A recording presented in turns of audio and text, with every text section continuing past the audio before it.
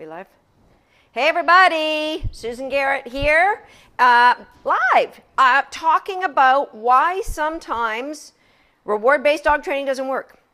And you might be thinking, well, heck, Susan, you're the person I turn to for reward-based dog training advice. Are you telling me that maybe those balanced trainers or the punishment-only trainers are right? Maybe I am, yeah. With a big asterisk beside there. I'm going to tell you today why sometimes reward-based dog training doesn't work and how it can work for you all the time. Just give me a heart if you can hear me, if everything's all clear before I begin. And I got my mic pack on, so it should be all systems go for everybody. All right, so here's the deal. With our dogs, there are things our dogs are going to find completely uninteresting. And there's going to be things that our dogs find super rewarding, like amazing value, like off the charts. This is gaga, like I'm crazy. I will go through a plate glass window to get that. Crazy. Okay? Now, dogs all have something that's uninteresting for the most part. And, you know, depending on the dog, they might stop here. Some might go over here. What makes something super amazing? There's things that dogs are naturally driven for, or there's things that dogs learn to love. So naturally driven for, if you have a sight hound, that might be, think of a whippet or a lot of working dogs. That could be things to chase. So prey. That could be, if we have a terrier or a sighthound or a lot of working breeds, it could be chasing wildlife. It could be chasing other dogs. It could be chasing you maybe. Chasing cars and bicycles, chasing things that move. So chasing prey. Some dogs don't care about chasing. Some dogs, think of Arctic breeds, they love to run. And a lot of hunting breeds, they just like open space and go. And it might be something that gets their attention. It might not be. Some dogs are naturally driven to put their nose down and scent. So they get an opportunity and they're gone. Other dogs, like let's take an intact male, a lot of them are naturally going to be driven to breed. So if there is, say, a bitch in season on the other side of the gate, that a lot of intact male dogs, not all of them, but a lot of them are going to be, this is going to be off the charts. I have to go through this gate, go over the gate, go under the gate, go through the gate. I have to breed a female, okay? Now, there's a number of other things that, depending on your breed or group of dog, that they're naturally driven, they have this gaga effect. There's things dogs will learn to love. So, for example, if you look around, if you just turn the video on momentum. So my dogs love to suck on blankets. I don't know why I don't think that's gaga off the charts. It's just something that soothes them. They just learn to love to do it. It's not off the charts, but it's certainly up here somewhere. So dogs learn to love things like chasing a ball or a frisbee, a favorite toy. So they'll learn to love that. Some dogs will learn to love destroying things. So they love to shred paper or chew your furniture or shred your clothes or destroy the squeaky out of a toy or pull stuffing all over the place. So they learn to that's just, they learn to just, I go crazy for that. So if there's a squeaky toy, they need to have it, and it's a very super high value reward. They learn to love these things. Some dogs learn to love to raid the garbage or steal from the counter. I've seen video of students, you guys know who you are, who they've actually been able to video their dogs when they leave them alone. Leaving roast thawing out on the counter is too easy. I got that one down pat. Their dogs actually have learned to push a chair. If they can't jump on the counter, they push a chair up against the counter, jump on the counter, push the microwave to open the microwave and get the roast thawing in the microwave. So they've learned to love to seek and destroy things that you're hitting. So that's just amazing. So at this end is super amazing value. At this end is uninteresting. So this might be your dog hanging out with you in the living room. When I have a puppy, I might take them into the bathroom to train because there's nothing that's going to distract them in the bathroom. It's a super small room. I've picked up everything that might be a distraction. All that's of interest that could be in there would be moi. All right? So that's what's on this end of the chart. On this end is control required for the dog. So at this end, zero control. No control required, so none required. So if you take a dog and you put them in the bathroom, in a small bathroom for training, you likely need zero control because they're not going anywhere because there's very little of interest to them. All right? And up here would be maximum control required. So let's think about now, what form does this control take? And there are a lot of options for controlling a dog. There are some that are not in my realm of options. Let's go to a different color. You stay right there. I'll be right back. So for me, my options would be, number one, don't go there.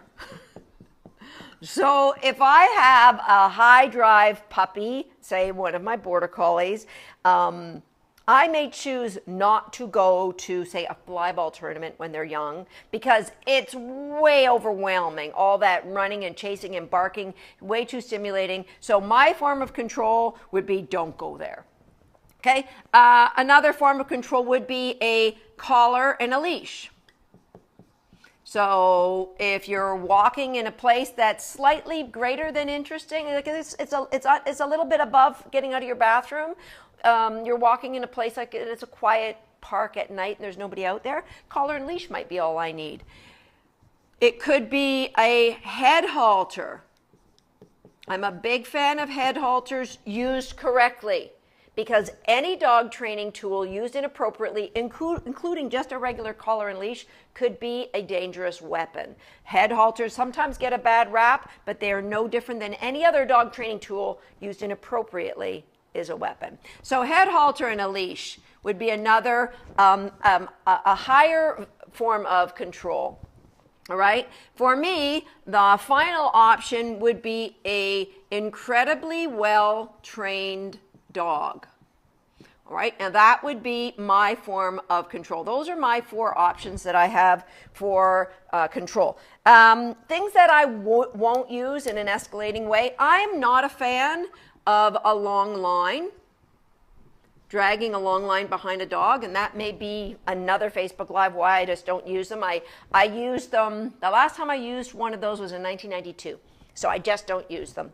And then it escalates from there. Verbal intimidation, yelling at the dog, I don't even know how to spell it, let alone use it. Intimidation. Okay, physical corrections, so this would be, grabbing the dog and throwing them around or whatever. And then things like pinch collars or choke collars or electric collars. So all of these are things that will give you different forms of control, but they're just things that I don't use. So let's go over here and let me tell you why reward-based training doesn't always work. Okay? Here's what happens. The higher the attraction is for the dog, the more control needed in that environment.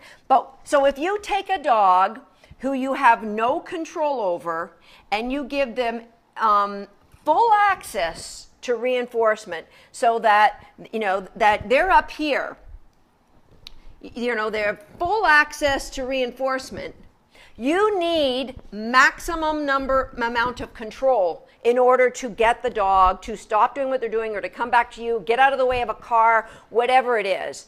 You need maximum control. For me, that's just calling them, because I don't give them the opportunity to have these maximum rewarding things until I've got their attention and got they're on my team in an uninteresting way. So for example, let's look around this room.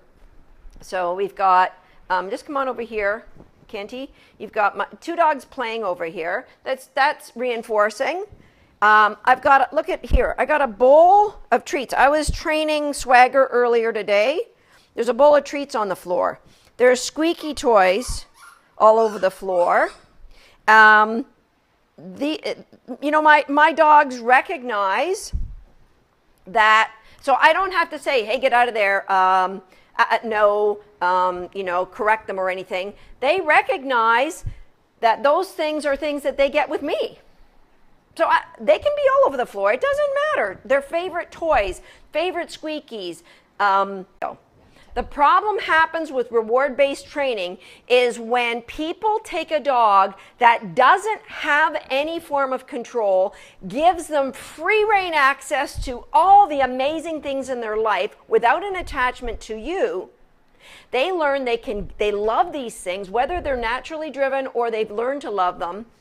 They learn they love them, they can get them anytime they want, so they're not going to listen to you when they have access to them. Therefore, you need to escalate the amount of control. And if you don't have control, if they're not on a leash, which would be unfortunate for a dog to have to live their life on a leash or a head halter, if they're not on a leash, I would put retractable leashes with long lines.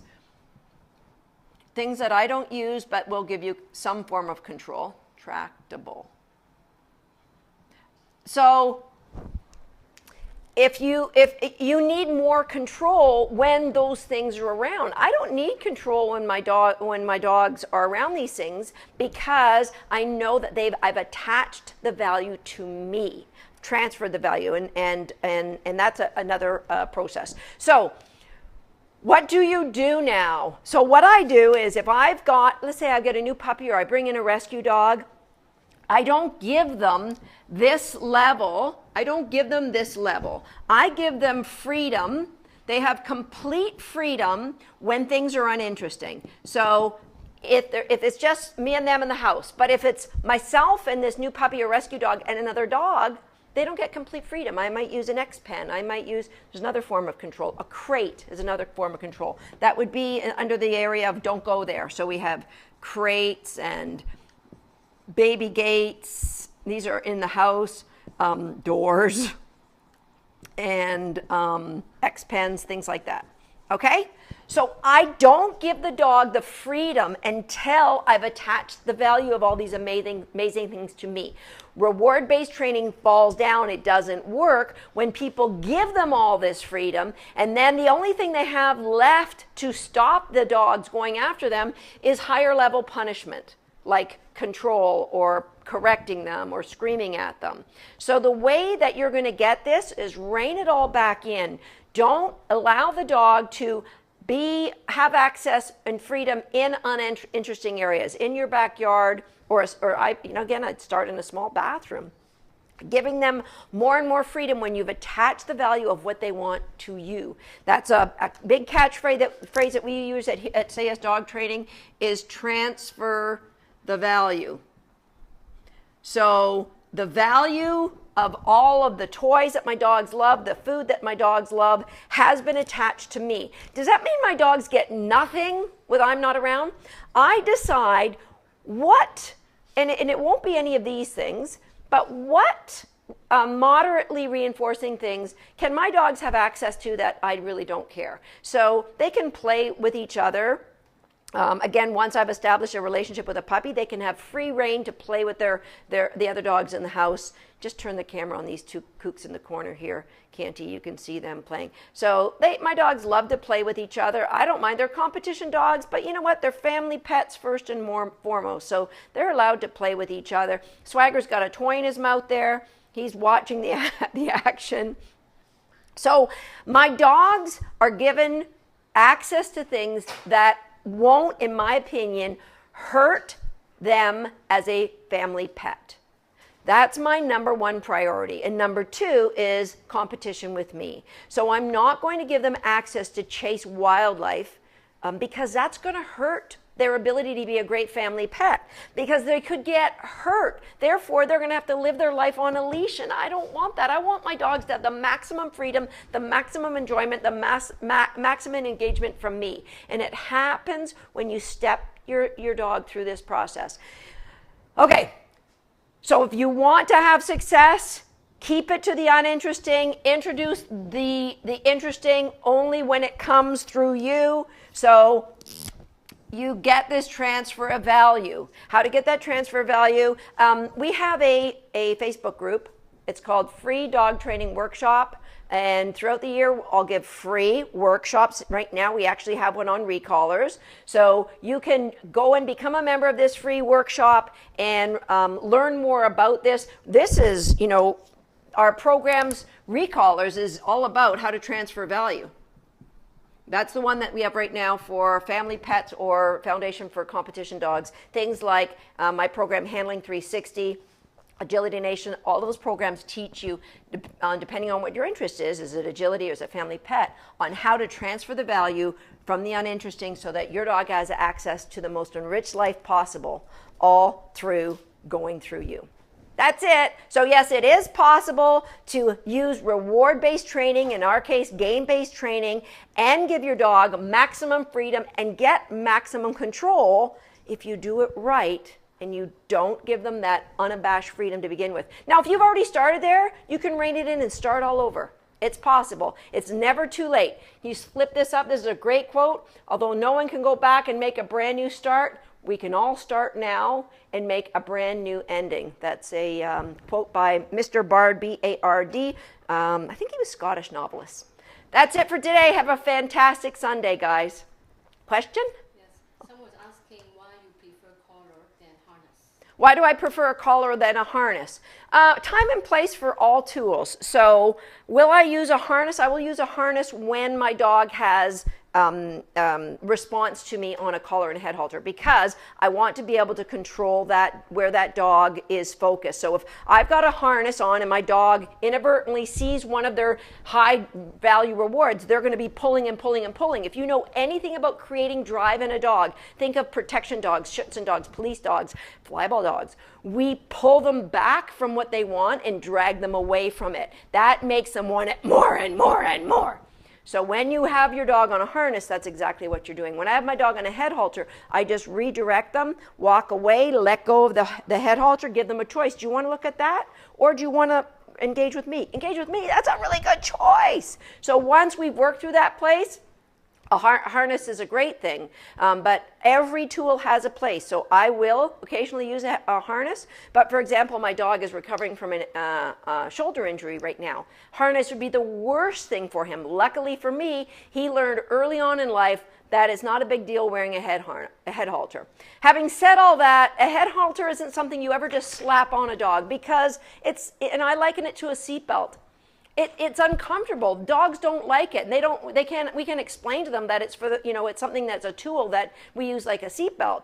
There's nobody on the planet that loves wearing a seatbelt. Nobody, trust me, because if you loved wearing a seatbelt, you'd have them installed in your couch in the living room. You'd be sitting down to TV. Yeah, I love this thing. We don't love them. Our dogs never love a head halter, but we play a lot of games so that they learn to accept it completely as another tool that we use in training. That's it, guys. Have a phenomenal Sunday, and always consider keeping things uninteresting until you've built the transfer through you. We'll see you in our free dog training workshop Facebook group.